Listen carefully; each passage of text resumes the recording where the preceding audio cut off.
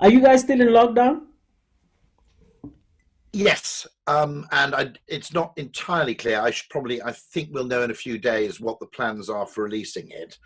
It's a very interesting thing, in fact, because the the way in which you release, in a sense, with the imposition of lockdown, you don't know enough about the disease, it's fair to say, to do anything other than take all sensible precautions. Absolutely. Because you don't, actually, to be honest, we still don't know fully, how the disease is transmitted, where it most spreads, whether people are asymptomatic super spreaders. All those things have a huge bearing on how you release the lockdown, because whereas you have that figure R naught, which is the rate at which the transmissibility, effectively. So if you have an R naught of 1.5, it means that every infected person on average infects 1.5 people. And therefore, at that rate, the virus will grow exponentially, provided that figure is above 1. And if it's below 1, then it dies off exponentially. However, the only problem with having an average figure for R naught, which is obviously the easiest figure to collect, is that when you only know the average R naught, the only interventions are effectively universal. Absolutely. You have to get everybody essentially doing the same thing. Now, what's interesting is that the reality of things is that the R naught is going to vary from one region to another. It's going to vary possibly from one person to another, one infected person to another, from one moment to another, in the sense that different people may be more or less infectious at different stages of the disease. And it'll also vary according to location and setting.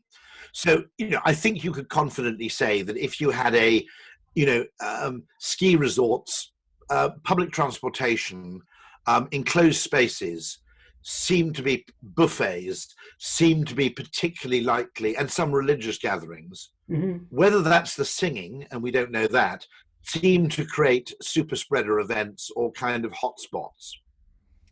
And so it's possible that if you just get rid of the worst 10 or 20% of behaviors, and as far as possible remove the right 10, 20% of people from circulation, you achieve 90% of the efficacy of a complete lockdown.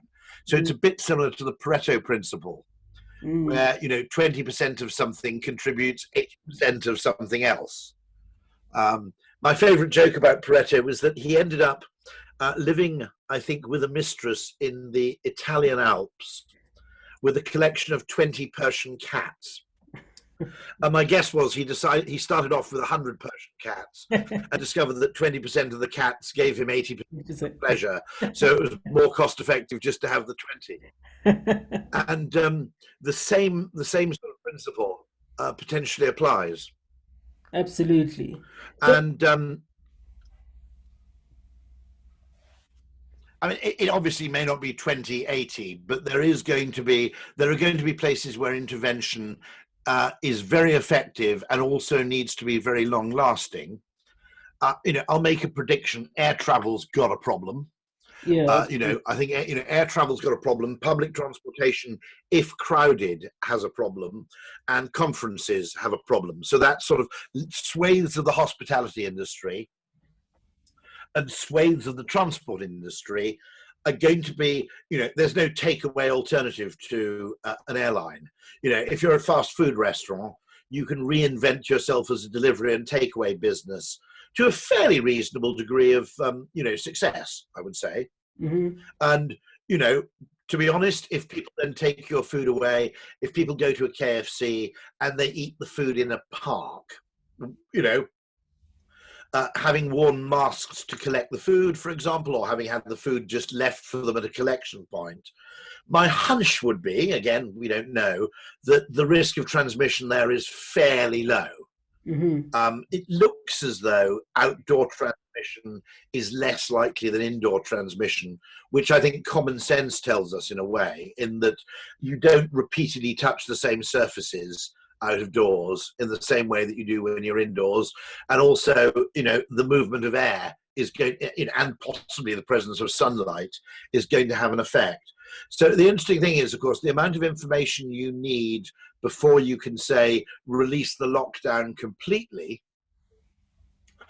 You need to have a fairly wide range of knowledge. As I said, it's who's infectious, when, for how long, how symptomatic they are when they are infectious, and what particular settings cause them to be multiplicably infectious, or what settings create from only mildly infectious people, the level of infection of a very infectious person, because you're in close repeated proximity.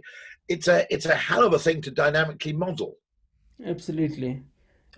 So the simple supposition is quite dangerous.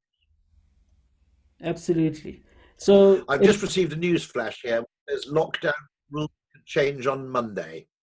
So we have a talk from the Prime Minister on Sunday. okay. Very sensibly, he's not announcing on Friday how the rules will change on Monday, because if you do that, everybody just starts breaking the rules immediately and assuming that it's Monday over the weekend.